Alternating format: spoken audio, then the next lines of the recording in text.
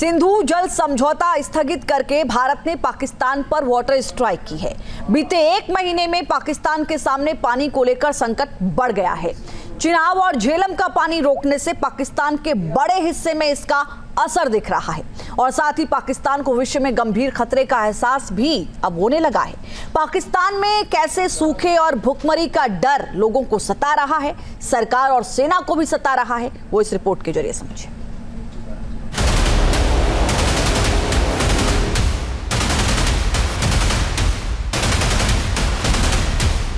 एक महीने में ही सूखने लगा पाकिस्तान का गला। सिंधु जल समझौता स्थगित होने से बिगड़ी पाकिस्तान की हालत। चिनाब और झेलम का पानी कम होने से बढ़ गई पाकिस्तान की आफत। पहलगाम में निर्दोष सैलानियों का खून बहाने वाला पाकिस्तान अब अपनी करनी का अंजाम भुगत रहा है। पहलगाम हमले के अगले ही दिन यानी 23 अप्रैल को भारत ने सिंधु जल समझौता कैंसिल करने का फैसला किया था। अब उसका असर भी दिखने लगा है।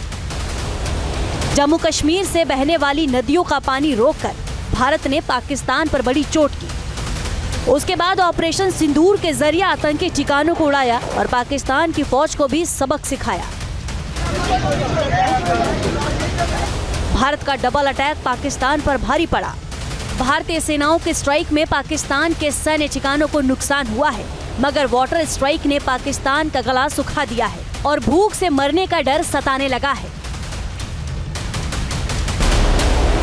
पिछले एक महीने में भारत ने चिनाब और झेलम नदियों पर अपने डैम में पानी रोकने और जरूरत के मुताबिक उसकी निकासी की प्रक्रिया की है, जिसका असर पाकिस्तान में साफ साफ देखा जा रहा है। सैटेलाइट तस्वीरों में चिनाब नदी पर भारत का आखिरी डैम बगलिहार डैम और पाकिस्तान का पहला डैम मराला डैम पर बदलाव दिखा है। पाकिस्तान के मराला डैम का हाल समझिए।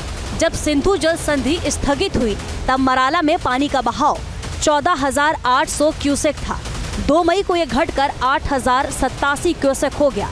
3 मई को अचानक बढ़कर 55,148 क्यूसेक हो गया। 6 मई तक यह फिर बहुत कम होकर 3,761 क्यूसेक रह गया। 9 मई को पानी 18,331 क्यूसेक तक पहुंचा। फिर 16 मई को 3,470 क्यूसेक तक गिर गया। 20 मई को बढ़कर 20,648 क्यूसेक तक बढ़ गया।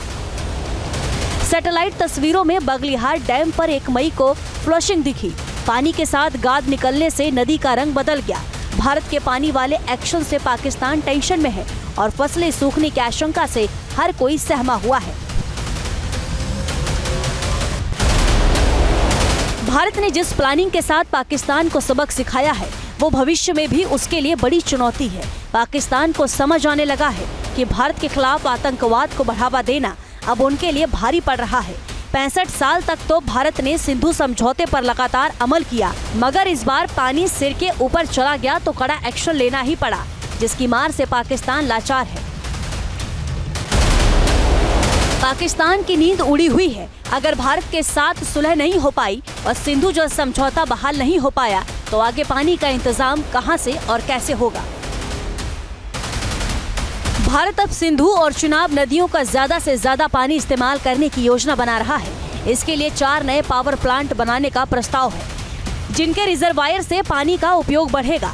इसके अलावा तुलबुल नेविगेशन प्रोजेक्ट को फिर से शुरू करने की चर्चा है। पुलर झील और झेलम नदी को बाढ़ नियंत्रण के लिए बेहतर बनाया जाएगा।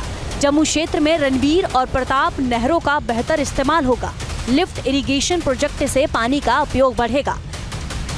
सिंधु समझौते को लेकर भारत ने पहले ही साफ कर दिया है कि जब तक पाकिस्तान आतंकवाद का खात्मा नहीं करेगा या जब तक भारत के खिलाफ आतंकियों का इस्तेमाल बंद नहीं करेगा, तब तक पानी देने का कोई सवाल नहीं है। पाकिस्तान को